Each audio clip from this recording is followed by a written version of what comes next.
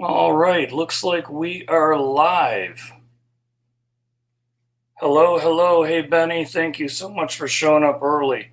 On Treadwater here for a few minutes until folks begin to show up, and then and even if they don't, I'm going to begin to rattle off on the topics because they can always catch up later, on a rewatch, so to speak.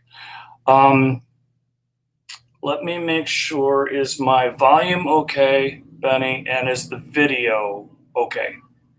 And is my hair appropriately sticking out so that I look like a homeless guy?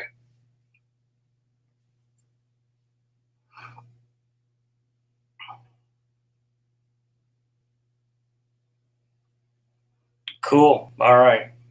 It's all okay. Fantastic. All right. Hey, Griffin. Fantastic. Thank you for being here. I appreciate it. Big Tank Hank. Hey, man. I appreciate you showing up. Thank you. Thank you. You like the homeless look I'm sporting here?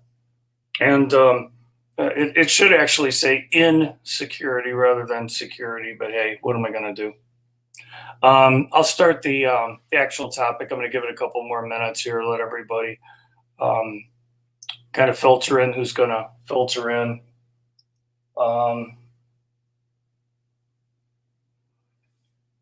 so, what I wanted to talk about tonight was brine shrimp, and and I guess I'm going to go ahead and get going here, and people can catch it on the back end. Brine shrimp has become my new go-to favorite fantastic food.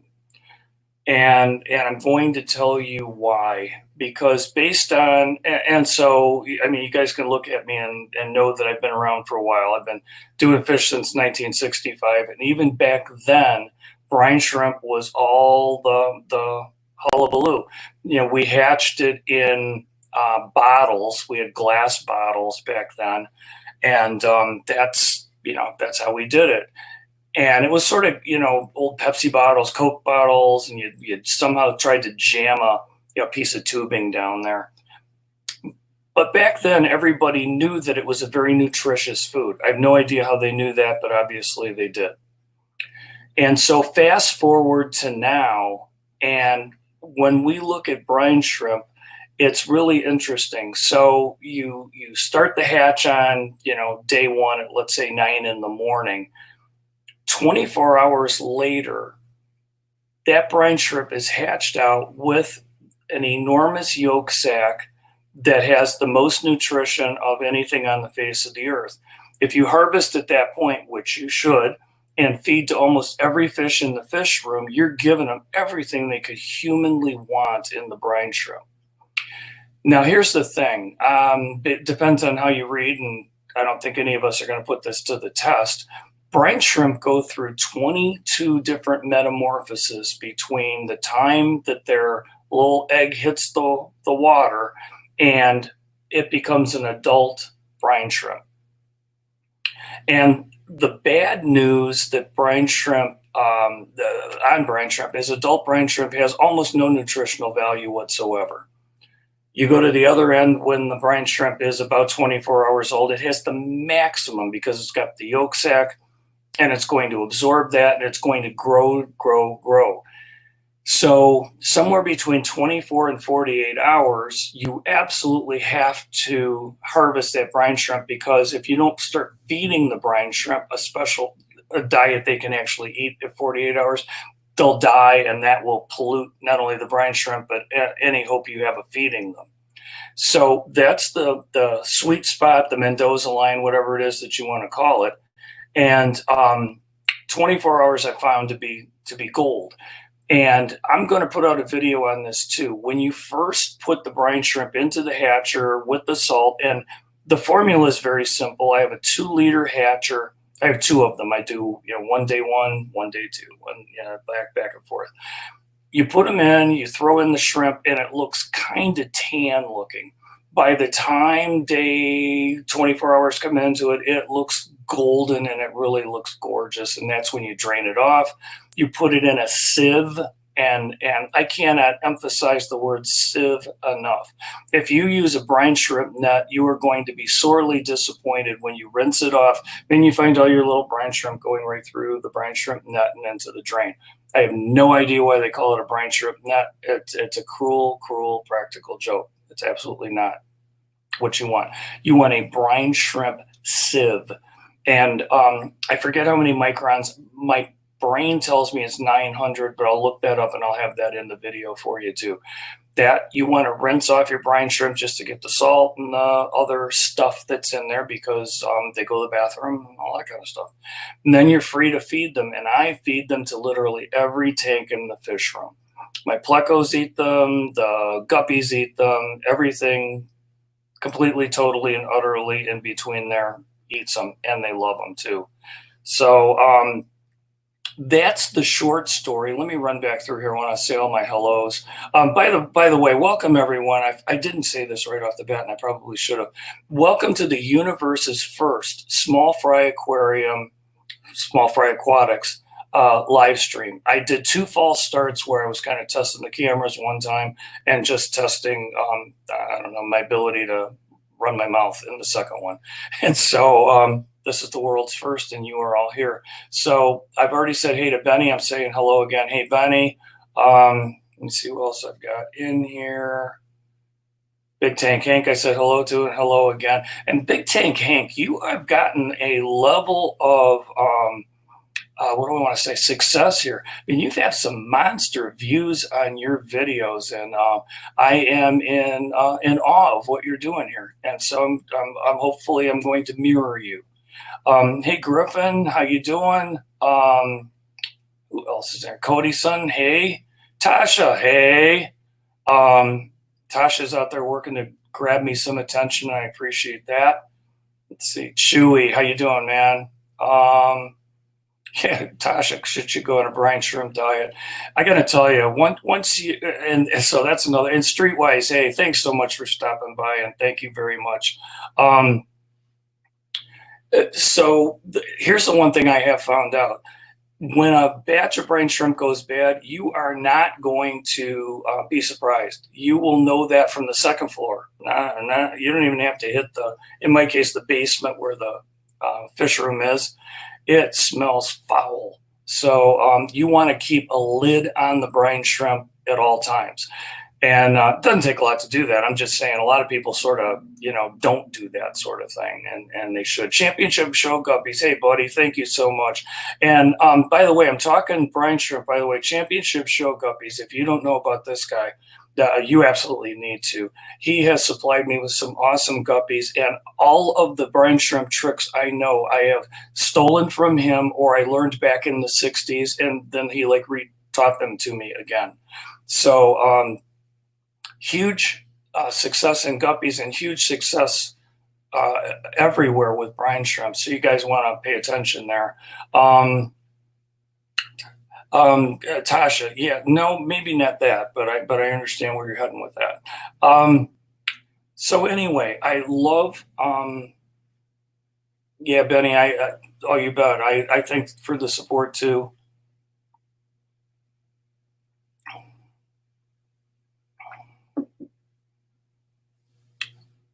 So Chewy's saying hello to Steven. And Steven's an awesome guy. You gotta watch his channel. Like everybody in here has got awesome channels. Big Tank Hank, holy cow, he really rang the bell with some of his videos too. So you guys got to take a look at that. So like I say, I'm going to put together the video on just my short take on brine shrimp. And the difference between me and maybe what other people are doing is I'm using them certainly on the guppies and everything else I've got, but I'm also using them on plecos, because I did not think that was possible, because plecos are swimming around the tank trying to catch food out of midair.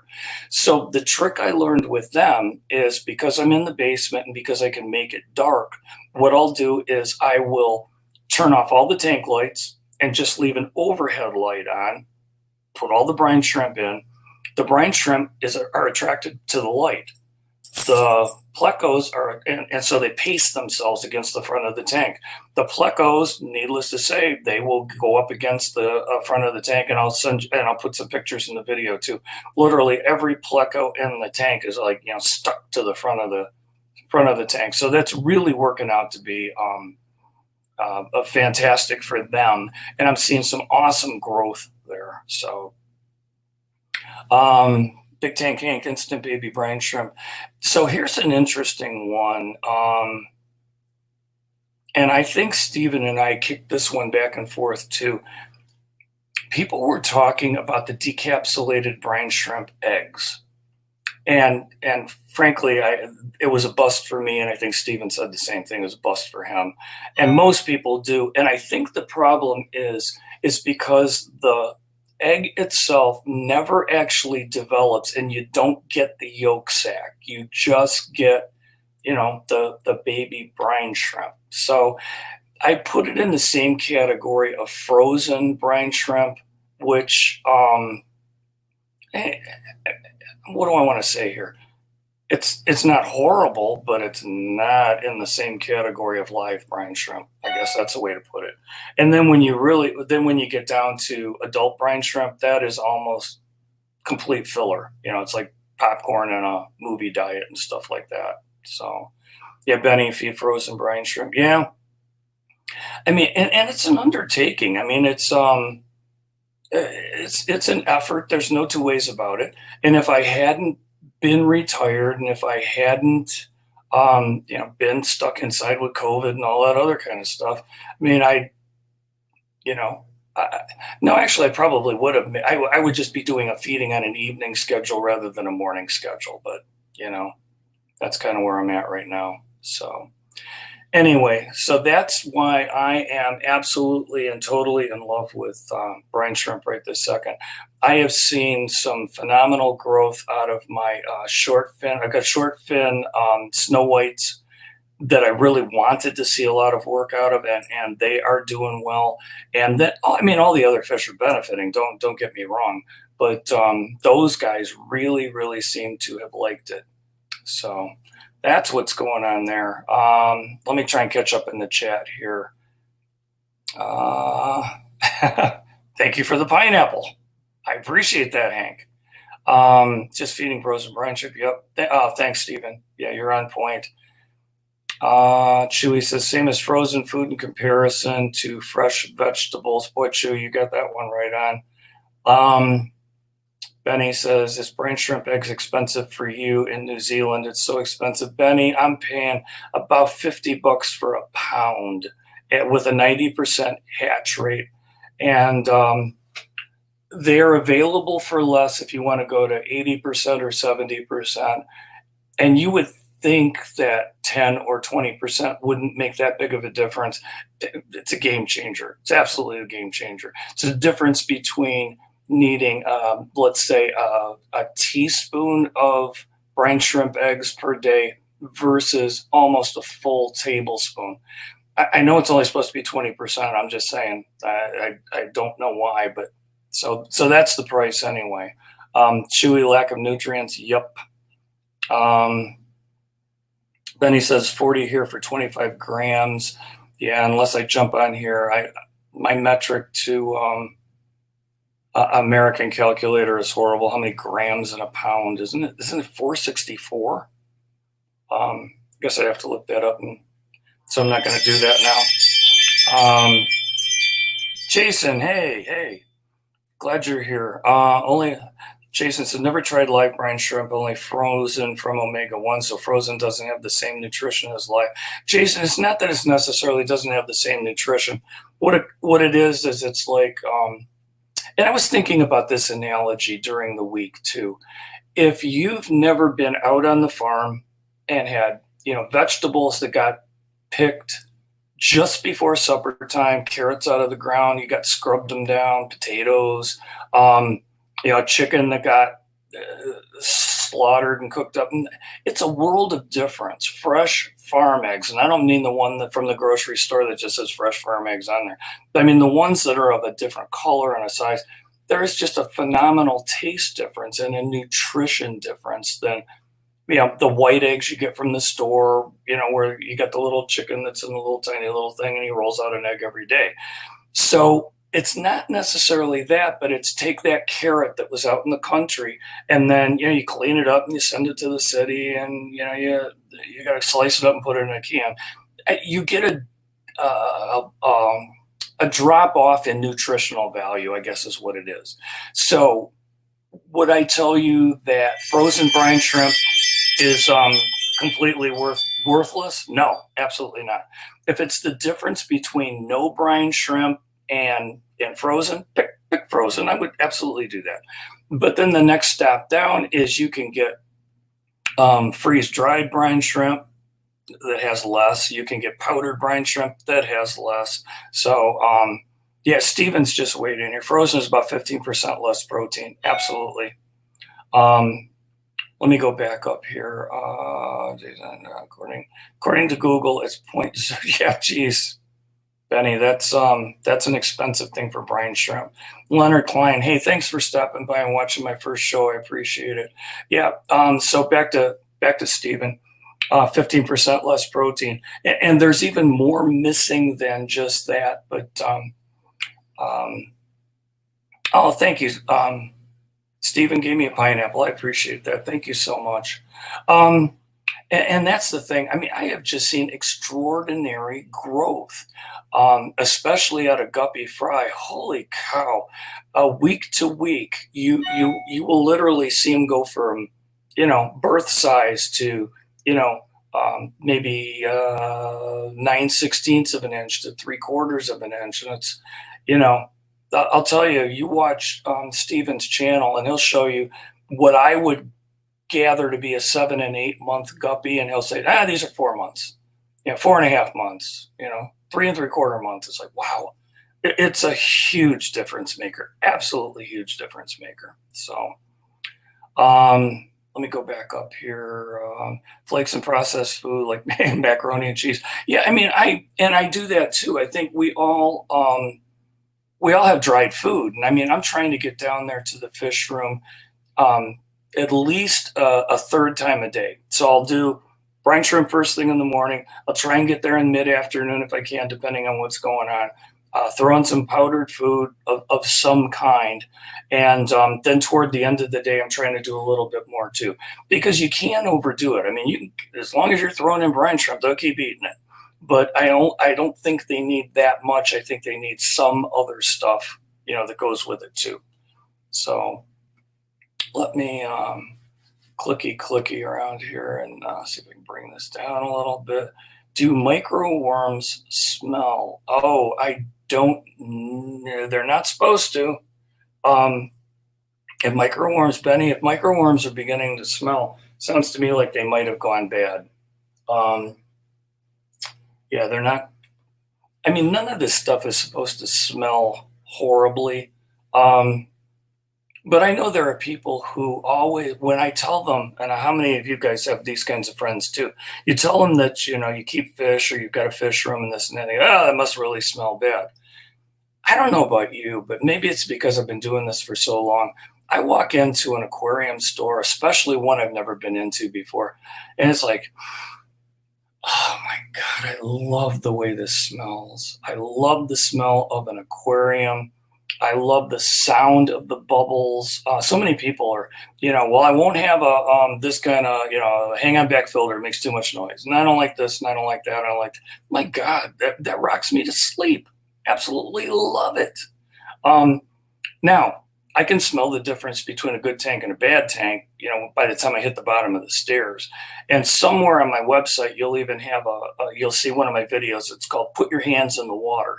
And it's for 2 reasons. You should be able to develop the ability to put your hands in there and feel the water. You're feeling for a viscosity that shouldn't be there, or a non-viscosity that you would expect to be there. Is there microbacteria in there? Rub your hand across the front of the way this actually happened was I happened to stick my hand in the tank because I've been doing it for years, and I got a shock. Well, it turns out it was, one of the cheap heaters that I had bought from, I don't know, Mars or Neptune or something. It was like $6.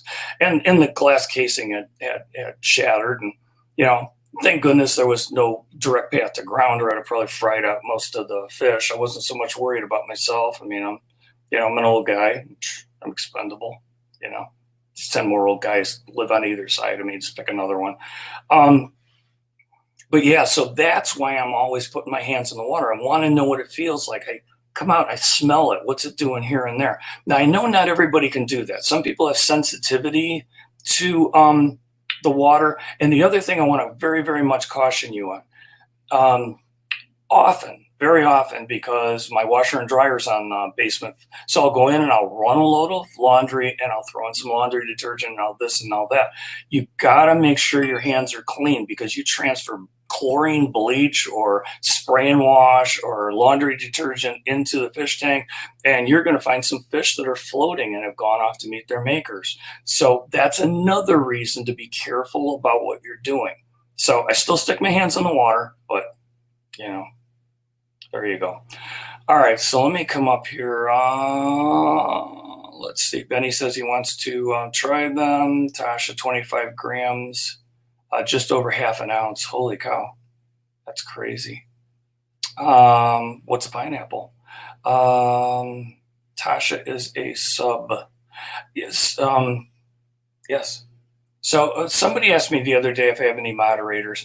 I said, well, I guess I would get moderators if I thought that somebody was going to come in here and, talk snarky or do this or be the other thing. But I don't think I'm all that important. So Benny says, always rinse my hands in hot water before I do a water change. Oh, absolutely. Absolutely. Well, that was another. So, I mean, I'm addicted to these kinds of live streams and stuff. And I love how different people talk about water changes. And as soon as they figure out I'm the old guy, they go, hey, what'd you do years ago with water changes? What do we do with water changes? We thought under gravel filters were the coolest thing that we ever had. So when the water level got below the top of the under gravel filter and the water went, bloop, bloop, bloop, bloop, you added more water.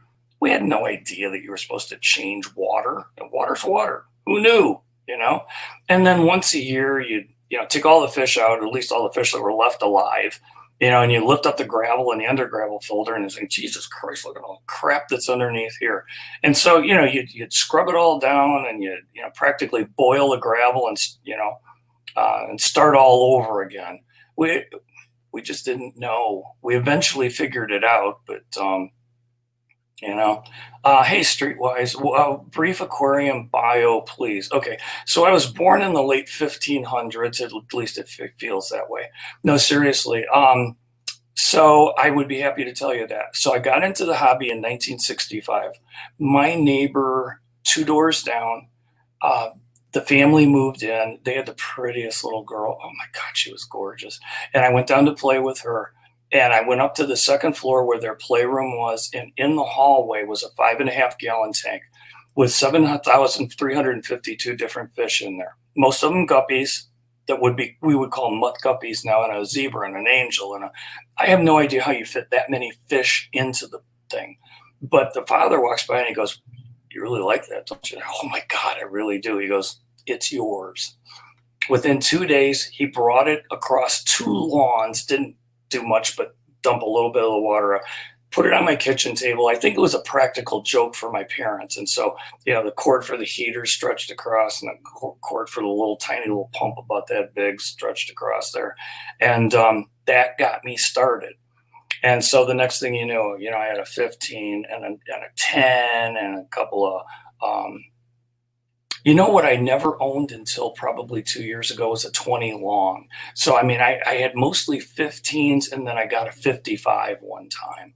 And so that's sort of how it all got started. And back in the day when you went to the local fish store, well, that's where you got your fish. And if you didn't like what they had at the local fish store, you know what you did? You did without. And you waited until they got them in. As, the 70s turned around and, maybe headed into the 80s, I got married. I probably got out of the hobby 2 times, and my wife got me back in each time. I've been through pretty much everything you could I've been through cichlids, been through Africans, been through, top fish, bottom fish, this fish, that fish, the other fish. So these days, I'm mostly a pleco guy, and now I'm back addicted to guppies. So let me rewind. My local fish store was owned by a guy named Dick Eisenman or Essenman. I cannot remember exactly how you pronounce it. He was Guppy Man of the Year for a bunch of years. You would go into this shop, and around the top were ribbons and ribbons and ribbons and ribbons and ribbons and trophy and trophy and trophy and trophy and trophy.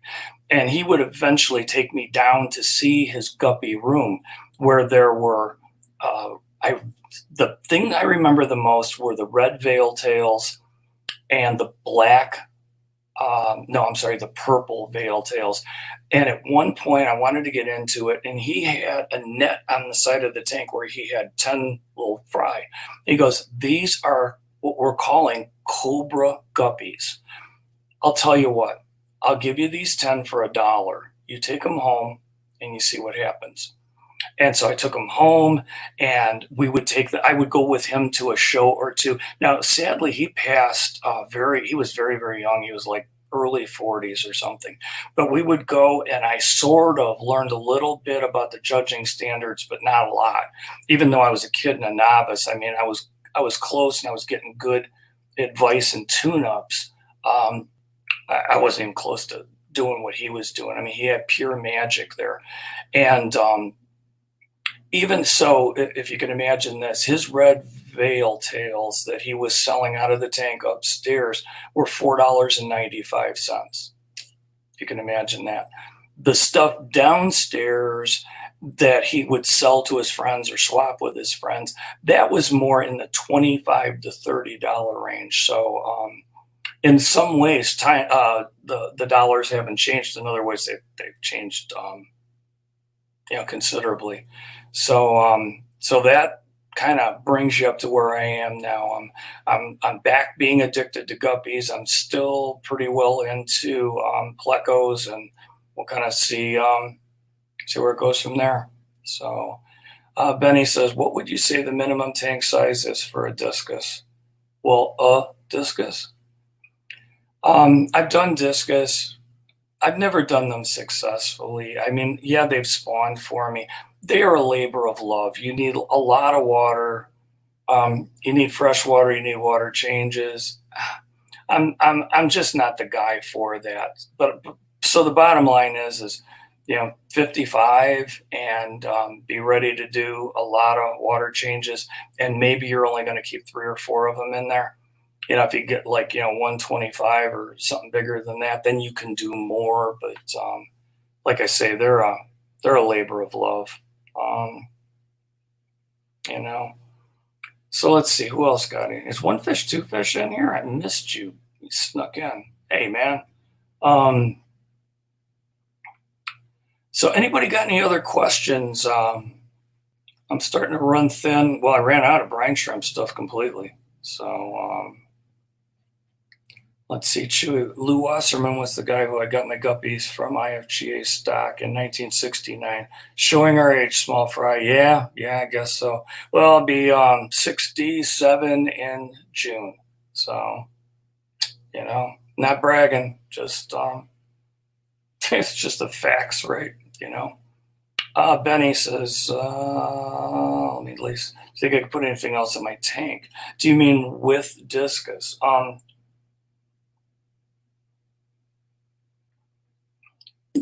Well, yes. I mean, not only do I think you can, I think you should. I think you should put something in that's going to clean up the bottom one way or the other for you, or at least keep it tidy, so to speak. Be it a quarry, or be it what I would call a neat pleco, not a messy pleco. Trying to think what else you could put in there. I mean, I believe in putting a full spectrum of fish in here, even with the guppies I've got right now. What I do is I rotate in pleco fry. So something in the inch to inch and a half, and then when they get too big, I rotate those guys out as well, because I need something to clean up what they won't do at the bottom. I like snails, but snails get messy as well. So Let's see. Very interesting, Lou Wasserman. Okay, so that was a question for Stephen. Okay, Stephen says, spoke with Lou several years ago. Got in a little early. An orca did it to me. He's still alive, Stephen. I talked to him around 9 years ago. Okay, well, I'll let you guys chat that one out because I don't know the answer to that, and I don't suppose I know who Lou is, but because this one, so this story is too difficult to actually type out. Hey, Sand Creek, how's it going, man? Leonard, nice to us. Madfish Diva, hey, thanks for stopping by. Give me a second to look up one thing here. I'm not having a lot of luck doing this.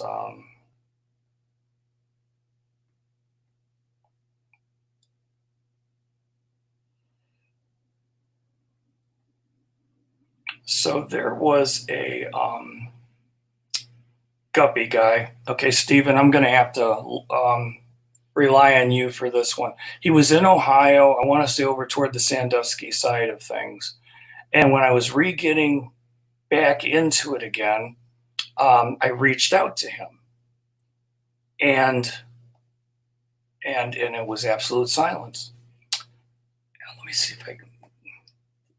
Story is better if I can actually figure out, but because I cannot remember the guy's name, but I guess I'm not going to find it that way. So anyway, so I reached out to him because he had gorgeous stuff online and he had all the credentials and stuff like that, and I can sort of see his face there. So I reach out to him, and nothing, silence. And so I give it like 2 weeks, and I ping him again, nothing. And I was very polite. I said, hey, I'd like to buy some of your guppies. I mean, I know everybody would like to. Stan Schubel, that's the guy I'm talking about. So Stan Schubel, want to buy some of your guppies? Nothing. So then I get into the more verbose letter, kowtowing, hey, I heard about this one, and nothing. I thought, you know what? Now this is just a test of wills. Then okay, I'm going to email this guy every damn week until he comes back to me and sells me some guppies. So I do it all through June, all through July, all through August. Nothing. Okay, he wins. It was the test of wills. About 6 months later, I find out the guy died. Oh my God, this is horrible. Now I'm hoping that nobody in his family's, picking up my snotty email saying, you can at least write me back and stuff like that. Okay, Chewy, Stan was from Michigan. I don't know why I thought he was up around Sandusky area, but anyway, so that's my Stan Schubel story. So I live in embarrassment of every time I push an email now, it's like I'm still polite because, hey, at my age and what might have probably was his age, you just never can tell, can you? So, yeah, I, sort of embarrassed on that one. So, all right, let me look at the stream here a little bit. Poor guy had some Alzheimer's, did he? That's too bad. Yeah, there's days I feel like it, but Dan's Fish has some beautiful bettas. Oh boy, he sure does. No two ways about that. Sand Creek. Let's see. Nice, 13 watching and 10 likes. Holy cow. I don't think I've had 10 people like me in my entire life all at the same time. Stan was from Michigan. Yep, might have to go back. Thanks for the stream. Yep, I understand. So so I got via Steven, I've got some Schubel greens, and they've started dropping. Obviously the fry aren't big enough to know what I got going there, but I'm real encouraged by that. The other thing I would love to, I guess Schubel's reds were supposed to be something really, really special there too. Wouldn't mind picking those up. But then I also think I heard from somebody else that said it's been long enough that proper culling wasn't done. So just because they are descendants of Schubel's Reds doesn't mean that they're the gold like he used to come up with. So I guess that's what we got going there. So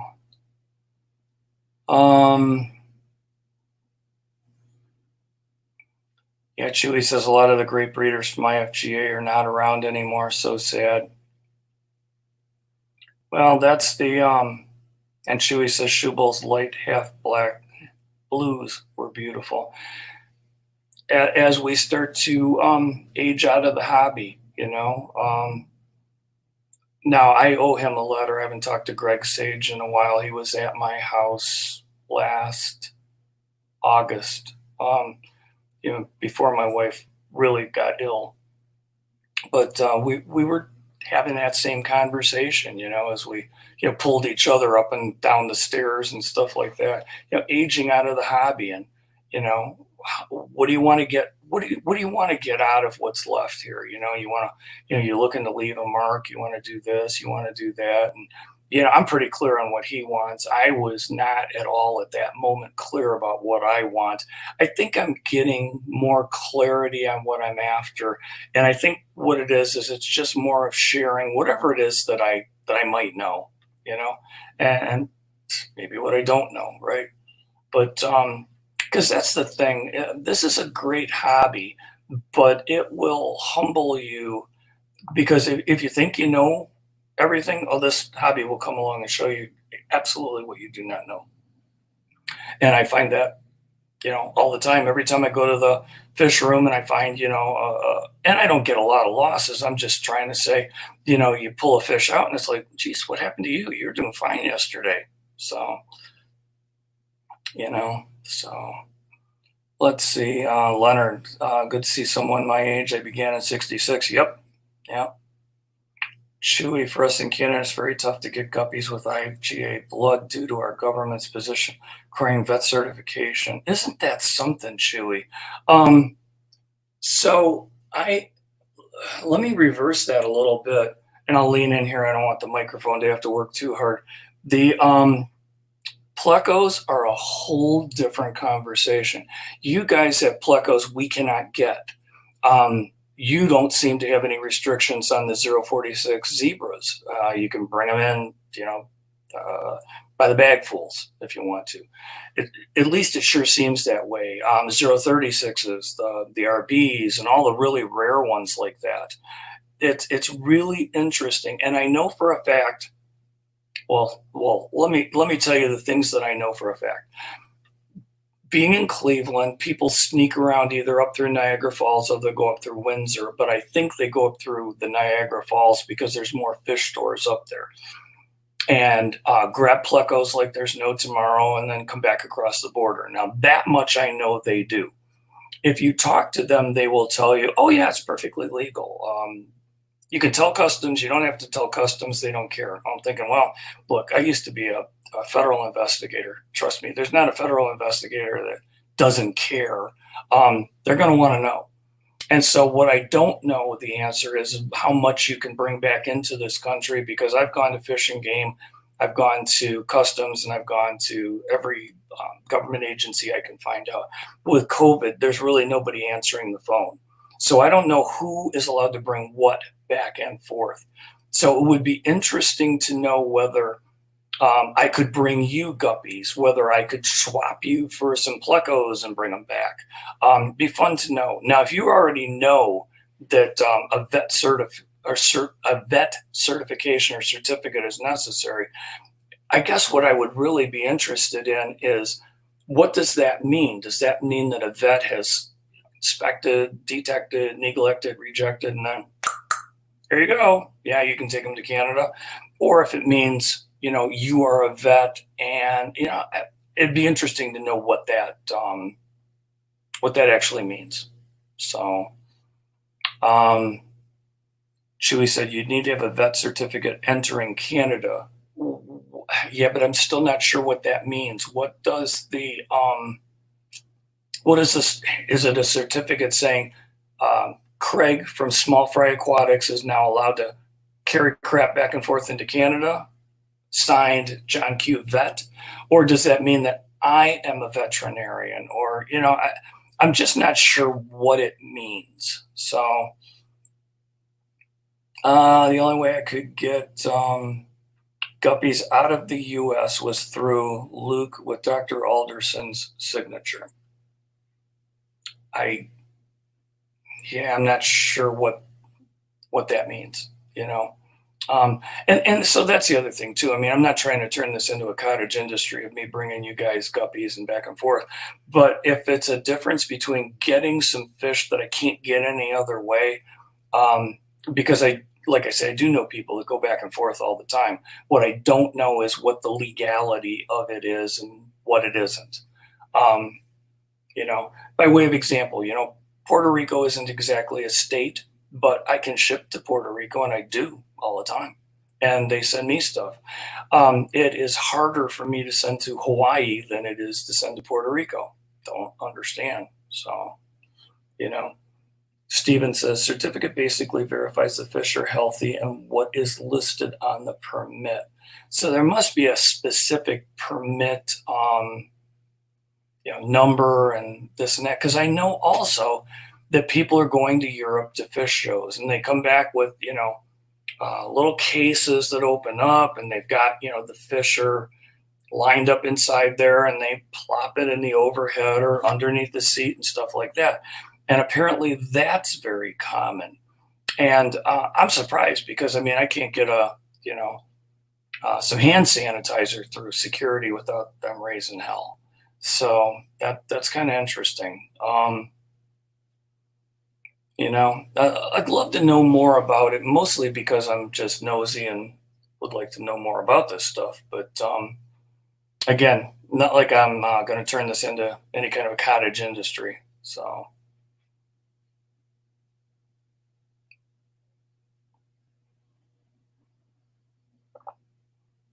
All right, so let's see. Even when I phoned Steven, yes, I even phoned Steven when I could keep fish. Doug was out of it by then. Okay. Anthony, hey, man. I appreciate you jumping in and saying hi. So how about all you guys? What are y'all thinking about? What are next steps in the hobby for you guys? Happy doing what you're doing. You looking to score something? I think I know a lot of you from either plecos or from Guppies, but what are you guys up to? What are you doing that would be fun to talk about?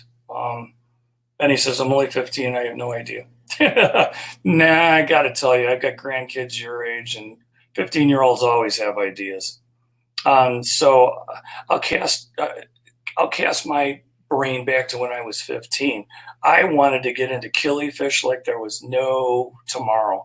And I kept bugging a second fish guy that I found at the other end of town. He finally got me some. It turns out they were fundalo panchucks, but I didn't know that at the time. They were a riot. They would spawn. I couldn't raise the fry. Did not realize that you couldn't just put Hart's Mountain pellets on the top of the tank and they could eat that. So much of a learning experience. So let's see. Chewy, since I can't keep fish anymore, science research. Oh, okay. The chat is jumping on me. Let's see. Jay's bedroom. Hey. Getting shrimp next. I suck at shrimp. I've got reds. The bottom of the line. Those I can keep alive. I've got some blues. They're just not doing well. I'm just not doing so well on the shrimp.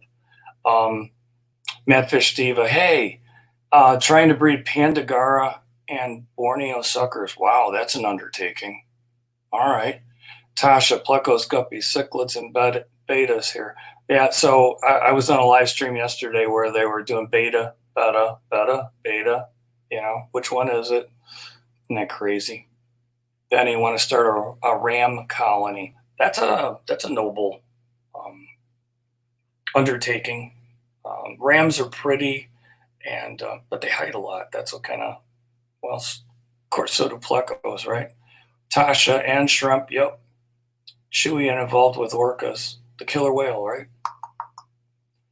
Let's see, Jason, I know people that go to UK for fish, a lot of red tape, but allowed to do carry on. Well, I do know the same thing. I know a lot of people that are bringing fish out of the UK. I just don't know how the hell they do it. Um, but they do. And these days it's pretty expensive, but at least you get what you want.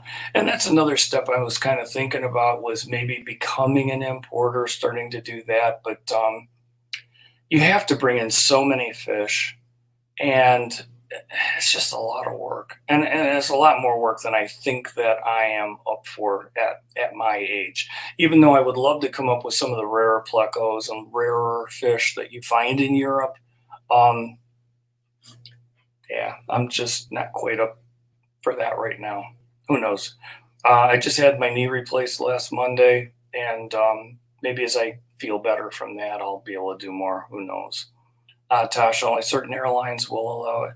I'm surprised any airlines allow it, but I don't know. Streetwise, hey, I'm all about pico nano dirt tanks with shrimp and small fish. And I got to tell you, dirted tanks are amazing to me. Um, Tried it back, 50 years ago, and was not successful, but it's a whole different world now. I'm a fan of Lucas Brett, and he does some real magic with his dirted tanks. And many people do. I mean, many people are very, very skilled at that. And I'm just not one of them. I love plants, but when you sell as much as well, I shouldn't say as I do, I don't sell much at all right now because, like everybody, um, I've sold off. You can only make the fish breed so fast, and I've sold off all of that. And so replenishing the stock takes a while. But anyway, um, one of the biggest problems is catching fish, and it's really funny. I'll get customers. Can you show me pictures of the exact two plecos that you're going to send me? I'm thinking, no, I really can't. I don't want to come right out and tell them you're going to get the two that swim into the net first, and it's not quite that bad. But I mean, I'll do my best to get half a dozen or a dozen in the net, throw them in a specimen cup, and then feel my way through and find the two or three best ones. But literally, they're asking me a week ahead of time, and I'm thinking, where did you think I was going to put this? And I'm sending 25 boxes of fish out a week. So I mean, it's just kind of funny. But it depends on what side of this whole thing you're on, right? So let's see. Chewy's Mobile Belly, the first ever orca in captivity while my cousin was at Vancouver. Well, nice. Let's see. Certain guppy strain, half black, whites, but they did not do very well in hard water. Well, isn't that crazy? So let me back to jump into what I'm looking for. I would really love to find a cream or a white veil-tailed guppy. I don't know who has them. I don't know even if they are. One of the things I'm very leery of is I know it's possible to bring in almost everything you possibly want from the Far East. I've also been cautioned up that very little of it actually breeds true. And then the other part that I absolutely know about from the pleco standpoint is you'll get the finest collection of parasites that the Western Hemisphere has ever seen. And I really don't want to go through that either. So what I'm looking for is born in the USA, in our tanks, a generation or two or three down the road, people that show them and do them and stuff like that. That's what I'm looking for. So until I can find that, I guess I'm just going to be have to be patient here. Oh, Tasha says, I'll send you some guppies with your mail. Tasha's going to send me a longfin blue-eyed male. I have 4 longfin blue-eyed females that won't have anything to do with the calico male that I put in there. So she's going to do that. I'm going to swap her a female. And so I love the whole idea of doing the swaps and stuff like that. So That'll be great. All right, I am just about talked out. We're getting pretty close to 5:55. Got maybe 5 more minutes left. Anything anybody wants to talk about, speak now or forever hold your pizza. I, on the other hand, am going to go in and start my dinner. And one of the things you guys can look forward to or avoid like the plague, whichever you want, I have very much gotten into cast iron skillet cooking in the last handful of months since I got stuck home. And so I am going to um, start doing cast iron skillet recipes. And one of my first ones going to be is filet mignon because I am a filet mignon sucker. And so that's the meal tonight. And so somewhere going forward, I'll think of a clever, small fry iron or skillets or skillet irons. So I don't know, something like that. We'll figure out something. But yeah, Tasha is an awesome cook, and she has actually coached me through red pasta and red sauce and some other stuff like that. So yes, Tasha, I will absolutely help ask you about that kind of stuff. So the other thing I've got too is my nephew is a fantastic barbecue chef, and you have actually seen him. His name's Donnie Williams. You've seen him on some of the different barbecue shows, and so he's kind of tuning me up on some of that stuff in skillets. So, all right. Let's see, Amy 5 Music. Hey, thanks for stopping by. Use cast iron skillet a few minutes. Oh, fantastic. So my most recent one is, and I'm going to forget what brand it is because I'm an old man. Anyway, I'm on the 5th layer of seasoning on it. And so I'm going to, flip it over and cook the steak in here, and we'll see what we get. I really love the taste, the way I can, sear it up on the top of the stove, stick it in on the inside. Yeah, they're just seemingly magic to me, and I really, really enjoy them. So, all right, everybody. Hey, thank you. Well, I'm glad you were lurking, Amy 5 Music, and I'm glad you said something at the end here. Hey, Jason, take care. Thanks, everybody, for stopping by, for supporting me. I really, really appreciate it. And I'll see you next week. And I'll give you a heads up. What I'm going to be doing is the No BS Band page. And we're going to be talking a lot about that next week. Sharon Miller, hey, fantastic. Thank you for stopping. I missed you. I maybe you popped in. I didn't see it. So, oh, cool. All right. Who knows? It might wind up my cast iron page is a lot more impressive than the fish page. Never can tell. All right. Thanks, everybody. I appreciate you stopping by. Take care. Take care of each other. See ya.